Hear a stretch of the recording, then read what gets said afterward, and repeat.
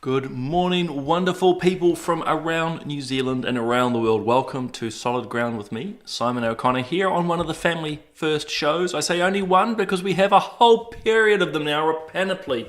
Whatever the right word is, there's shows everywhere, and of course was on Straight Talk with a fantastic panel last night. You'll also be noting that Bob's taking a break from Daybreak. That's his show that he runs on Monday, Wednesdays and Fridays.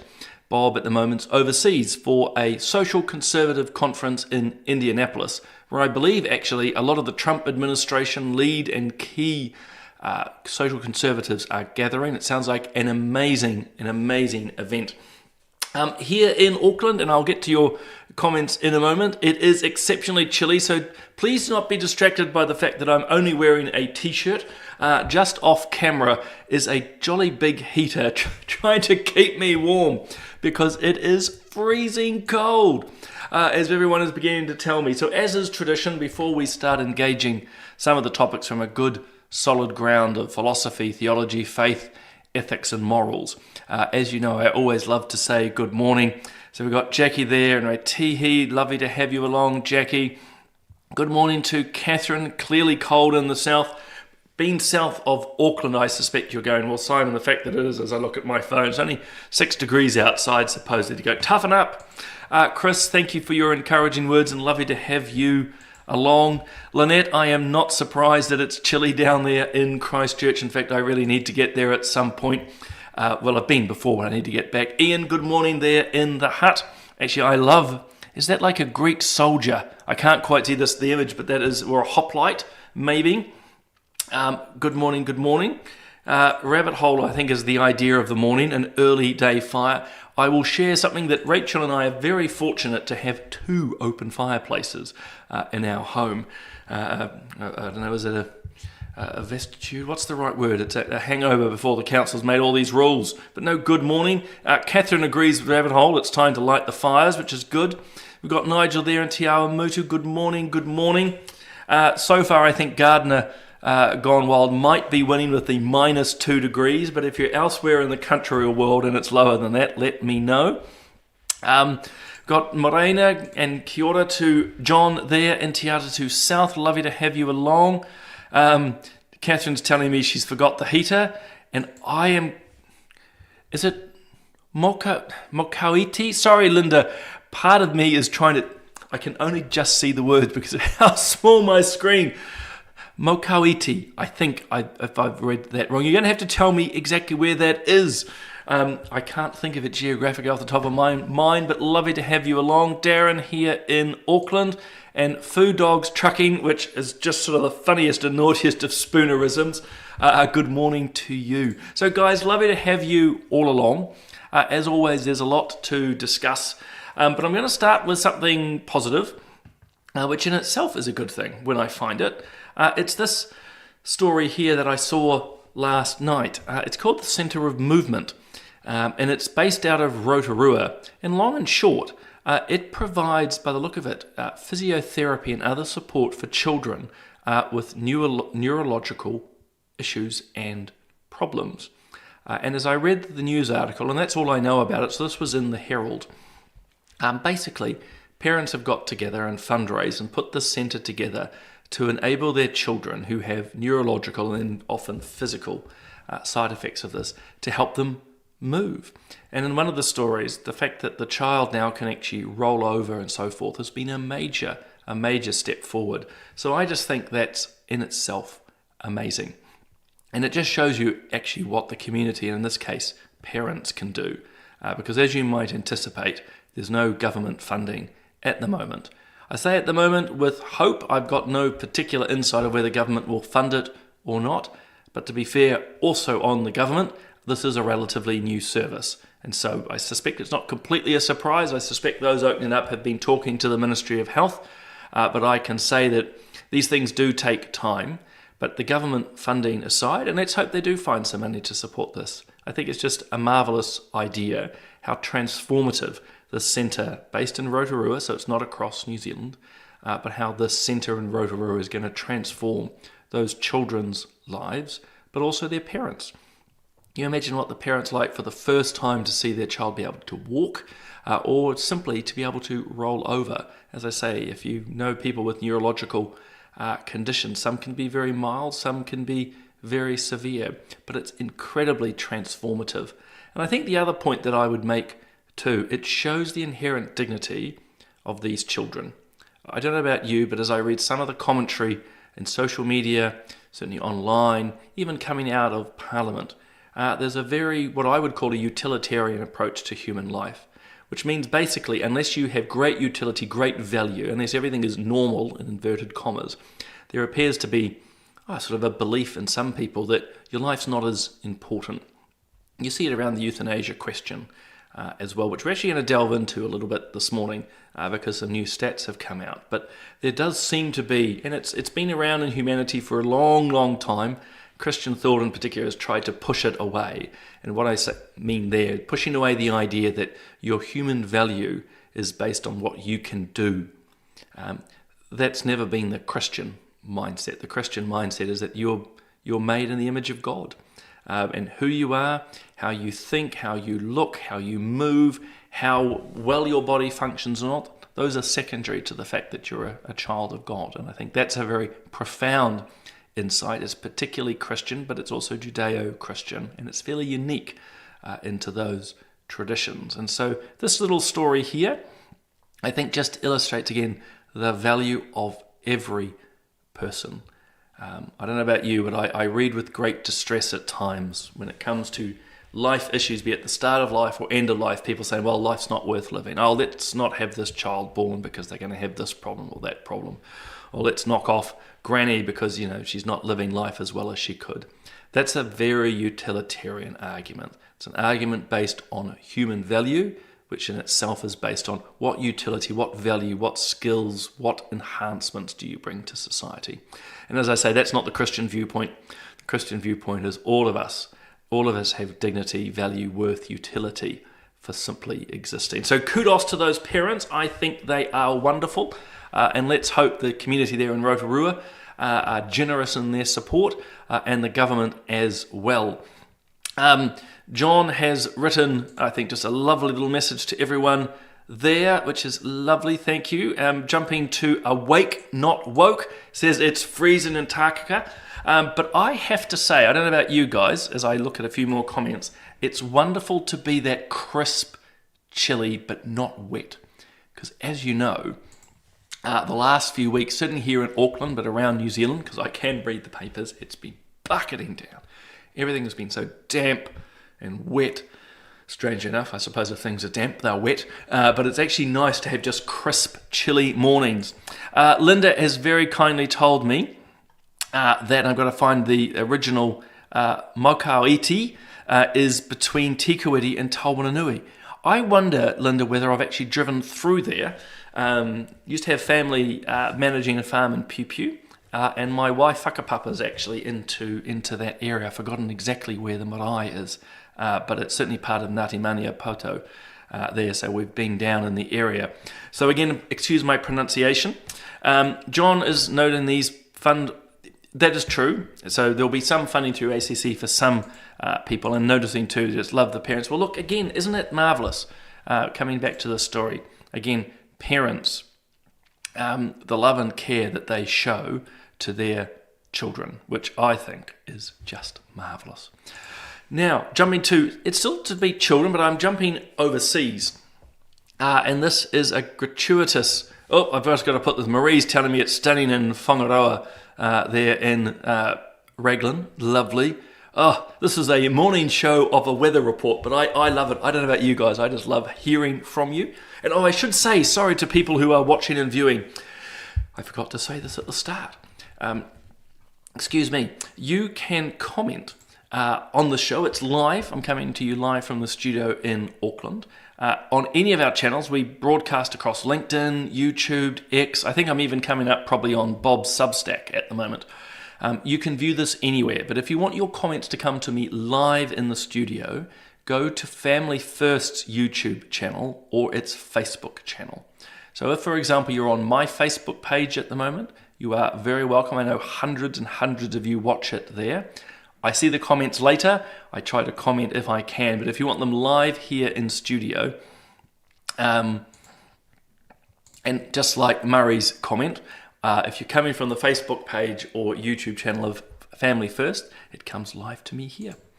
Jumping topics, we're moving to Italy, and this is just a headline that's come through about villages in Italy that are dying effectively because there's just not enough children being born. I think it's 1.3 is the average. I might be wrong on that, but I think I'm right. 1.3 children on average is being born. And you can imagine in villages like this, but it's happening across the world. Strange enough, without enough children, there's not enough people, there's not enough demand for schools, which is a particular issue in this village. And so the schools close down, which means the families move out, and you end up with these empty villages. I wanted to make 2 points, and one is generally what's happening, because it's impacting here in New Zealand as well. But also it's the podcast I did a couple of weeks ago with a woman called Catherine Pekolic. I just wanted to draw attention to her, and I'll explain quickly why. So long and short, demographic decline is an issue across the West, including here in New Zealand. I think we only have a birth rate of 1.6, which is not enough to replace us. In other words, we're declining, which is amongst many reasons why you've seen higher migration higher migration in the likes of New Zealand and across the West, because we just can't fill the spaces, if you will, ourselves. We're not replacing ourselves. But the other point, and I think this is where the Italians have it wrong, and New Zealand has it wrong too, and I'll explain why. It's all about trying to pump more money into the system to say, well, look, we'll give you more money if you have more children. So in New Zealand, we have a variation of this called, is it Best Start? Jacinda Ardern started it, which is more money given to parents of newborns. Now, don't get me wrong, any cash injection is welcome, and that's going to help. But it's not actually going to drive people to have larger families or even more children, to have a second child rather than just one, or three rather than two, or five rather than four, whatever the numbers are. And the reason is, and it was in the podcast I did last week with Dr. Catherine Pekolic. She's a social philosopher and an economist, Harvard trained, her doctorate from Harvard, who says really the key to larger families is a cultural change, a value change. As an economist, she says, look, all these initiatives by governments and councils to make life easier, cheaper for families does not actually lead to larger families. What it is an acceptance that actually family is good and that children are good. And in our discussion, and I would argue it's worth listening to, but of course I would, I was the host. But she's saying that, at the end of the day, if you value marriage and you value children, that is what's going to actually see you have more children. All the financial incentives in the world, and she's looked around many jurisdictions, is not making a lick of difference. So you can take Italy, I know Japan's another example, massive demographic decline, and the government trying, if you will, to bribe people. It's not working. And what she says is that we've had generations now being told that children are not really that important. They're a nuisance, they're an expense, they're going to drag you down. We've had a counter-narrative to the point, and she's quite hot on this part of the topic, which is, getting married and having children needs to be united. It's not a whole series of stages. And what she means by that is there was a time where people got married with the intention of having children. Now we often will either don't get married or we do get married, and then kids maybe down the line, maybe in a year, 5 years, 10 years, let's get the career sorted. Let's make sure we're paying the mortgage off, make sure we've got the new car. And so we find this detachment from the coupling and having children, which in and of itself means we're having children later, which means we have fewer children, so on and so forth. So I'm just giving you a little bit of a hint here of that podcast, but I would suggest go and check out my chat with Catherine. She's quite amazing. She's an author of a book called Hannah's Children, where she's interviewed 55 women and talked about their experiences. So I think that's really the key point that I wanted to quickly bring up on that. I'm just looking again at the comments. Edmund's asking why we just don't lower the cost of living. It would be marvellous if we could. I mean, gosh, what's butter now? $8.20, $8.40, I think, for some of the cheaper brands. But I think, unfortunately, it's not just a matter of being able to turn the clock back in the nature of the economy. So, yeah. Yeah, that's all I can say to that one. No easy solutions on the economic front. I think, sorry, I just saw this come through from JW. Yeah, I think a certain brand of feminism has convinced women that a job is better than having children. And look, the important thing is that women should have the choice, is my personal view. If someone wants to pursue a career versus a woman who wants to pursue having children, that's absolutely up to them. But I think if I've read what you've said, JW, correct, and I think I'm on the same page, we have a society telling women that being a mother, having children is a bad thing. It'll ruin you, it'll ruin your body, it'll ruin your relationships, it'll ruin your wallet, so on and so forth. And you see it at the moment, actually, in this huge push against the trad wife, not even what you call it, situation. There's a whole lot of women who are choosing, quite successful women actually, to be influencers on social media they're sharing stories of them choosing to stay at home, have large families, they like to cook and to bake and so on and so forth. They're making their choices. Some of them have become multimillionaires and very successful. But certain elements of feminism, and certainly the progressives, can't cope with that. So they've labelled them trad wives and basically try to poo-poo them. All I see is actually families who are making their choices and a bunch of women or a group of women who are particularly happy. So there you have it. Anyway, just thought, once again, me talking always far too long. But just wanted to point that out. Now, turning to something a little bit more heavy, I'm afraid to say. Now, what was this one? Oh, yes, here we go. So last week, and you might have seen the press release come out from Family First around the latest quarterly report on euthanasia. It won't surprise you that the numbers have gone up. I think it's gone up 37%, so even more people are seeking euthanasia now. Interestingly, fewer doctors want to be involved, in euthanasia. So we put out our press release and our statements. We've written some articles as we do, pointing out, as we've predicted, euthanasia continues to grow and grow. And I just want to, though, draw out a few points from this article by Isaac Davidson, who unfortunately is trying to run interference on the euthanasia question. But he raises three dynamics which I think should alarm us because they echo what the Ministry of Health wants to do, and that is strong arm more people, more communities into euthanasia. But before I delve into those three, as I say, what we can see is euthanasia going up. It's primarily Europeans, split between males and females. I'll put my reputation on the line. You will see as the years go on more and more women seeking euthanasia. Basically, very few to almost no Pacifica, and I think less than 5% Māori, so exceptionally small numbers. Euthanasia, and I used to talk about the 5 Ws, the white, women, wealthy, well, and worried.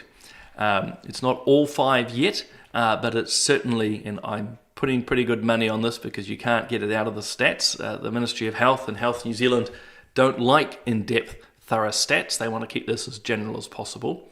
But I'd put good money that the majority of those, and we can see statistically the majority by like 85% are white or European New Zealanders. And I'd say a good chunk of those are quite wealthy. What we can also see are the conditions that are being put to us.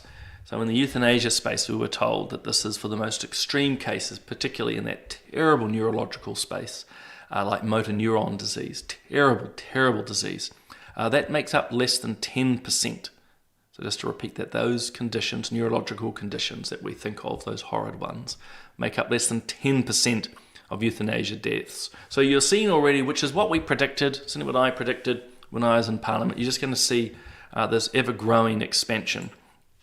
So, and here we begin to see some of the interference, sadly being run by Isaac at the Herald, and we might have a little chat to him. So there's 3 key points I want to draw out for you. The first is they're saying, well, look, yes, it is growing. We've gone from obviously 0 to now, thousands. Over 1,000 have now died by euthanasia. But Isaac here, so this is the reporter, is saying, well, look, at the moment it's only 1.25% of all deaths in New Zealand, and proponents expect that it will go to something like 2% of deaths in New Zealand, then it will plateau. I have no idea, other than fanciful thinking, where they get that from.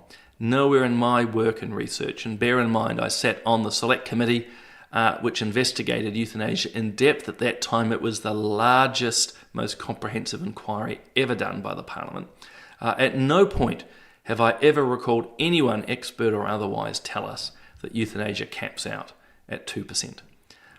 It's fanciful because also if we turn to Canada, and get this, 5% now of adults die by euthanasia. 5%, so that's 1 in 20. And euthanasia is on par with diseases like, well, not, is it a disease? Things like strokes and aneurysms. So you think about the number of people that you know in your family and friends who have strokes, like my mother-in-law and father, and other strokes are pretty common. Euthanasia deaths are now on par with those forms of death. It's 5% in Canada. It's growing in other jurisdictions. I think it's just made up and fanciful for the likes of the Herald to suggest that magically it's going to stop at 2%. Again, I'm more than happy to put figurative money on the table, partly because I'm behind a camera. I can't literally put money in front of you, but it will go beyond 2% in this country.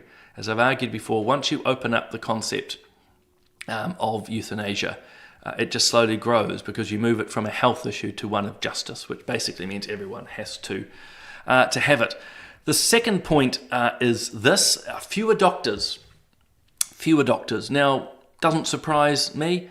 Many doctors, many nurses, in fact, the vast majority of them don't want to have anything to do with killing their patients.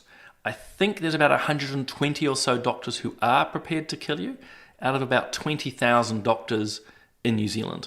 So, do the math, which I have not done yet, but you're not even talking 1%. Not even 1% of doctors are prepared to kill their patients. But here's the rub and why I'm sharing this, because what the Herald's doing here is echoing what the Ministry of Health is pushing. And what they're saying is why I've highlighted it. The Ministry and the Herald are saying, well, the fact that there's so few doctors prepared to kill their patients is creating concerns around access to assisted dying. Now, that should chill you, not just because it's a cold morning. What that's code for is the Ministry of Health and the pro-death proponents want mechanisms to force more doctors and more nurses to be involved. They're going to argue that the conscience rights of doctors and nurses, the conscience rights of hospices who say we don't want to have a bar with this, are going to be forced to be involved to ensure access to assisted dying. The argument from the pro-death camp, you get it out of the likes of the ACT Party, certainly the Ministry of Health in its review, to say, look, euthanasia, the terminating of people's lives early, is now legal, and therefore people should have access to it. If someone wants access to it, they should be able to get it just like any other service. You should be able to turn the tap on and get water. You should be able to turn on your cell phone and get internet reception. You should be able to go down to the supermarket and buy an expensive block of cheese. And therefore you should be able to walk into a hospital or a hospice or your retirement village and ask to be killed. And if the doctors won't do it, because there's only 120 throughout New Zealand, then we have to strong arm the medical profession to be part of this. So this is a warning, guys, of where the pro-death advocates are going. They want to strong arm doctors and nurses, and it's why I sat down with Marianne Spurtle from the Maxim Institute a few weeks ago and talked about her report, where basically the Ministry of Health and others are trying to take away the autonomy of doctors. And the last point that comes out of this, and it's somewhat related, is now about equity, I think it says. And this is in relation to the fact that more Pākehā patients are seeking to kill themselves than Māori and Pacifica. Now, people like myself would go, well, these are different cultural norms. And while this is only a short snippet out of the Herald, unfortunately for me, I've read the full report and review of the Ministry of Health, and they talk about this quite a bit. And the fact that fewer Māori and Pacifica, amongst other communities, but because fewer Māori and Pacifica seek euthanasia, the Ministry of Health now sees this as a matter of equity, that wonderful far left progressive word. And so now they need to find ways to promote. They want to promote euthanasia and assisted suicide more into those communities. So this is not a matter of saying, hey, there's different cultural norms, and Māori and Pacifica, by and large, don't like to euthanize their loved ones. The Ministry of Health and this report are saying, no, we need to make sure it's equitable. We want to see more Māori killing themselves. We want to see more Pacifica killing their elderly. We want more euthanasia for them. So it's not a celebration of cultural difference. It's an attempt by the ministry and this reporter to say, actually, we want equity. We want to see it more proportionate. That almost 0% of Pacifica seek euthanasia. The Ministry of Health, the New Zealand Herald are saying, we want to see that percentage increase. So expect to see more advertising, more promotion, and more twisting of euthanasia into a particular Te Ao Māori concept, which makes absolutely no sense to me if you have any sense of manaakitanga, which is care, or whakapapa, which is genealogy. Euthanasia, by and large, is anathema to Māori and Pacifica communities, but not to our New Zealand Ministry of Health and the New Zealand Herald.